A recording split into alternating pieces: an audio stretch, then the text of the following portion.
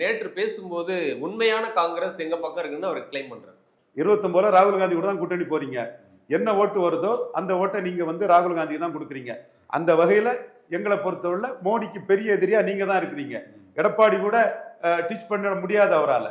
ஒரு வேளையில விஜய்க்கு நல்ல ஓட்டு வந்துட்டுன்னா எடப்பாடி விஜயன் சேர்ந்து ராகுல் காந்தி கூட போயிடுவாங்க. இப்பவும் எங்களுக்கு 3 முறை உங்களை விசாரணை கூப்பிட்டாச்சு.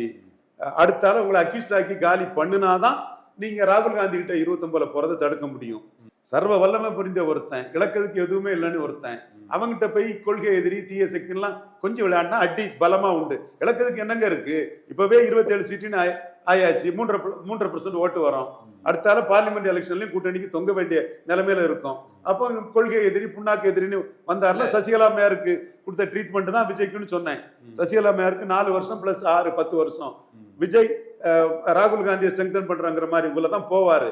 அப்படி போகும்போது இங்க இழக்கிறதுக்கு எதுவுமே இல்லாத இடத்துல மோடிக்கு திருப்பி தாக்குதல்ங்கிறது 3 வருஷம் 6 வருஷம் 9 வருஷங்கிற லெவல் தான் இருக்கும். இது நான் சார் அரசியல் அது இல்லைன்னா எங்களுக்கு முடியாதுங்க. மோடிக்கு தம்பி விஜய் கஷ்டப்படுறது, ஜனநாயகம் அடி வாங்குறது எனக்கே வருத்தம் தான்.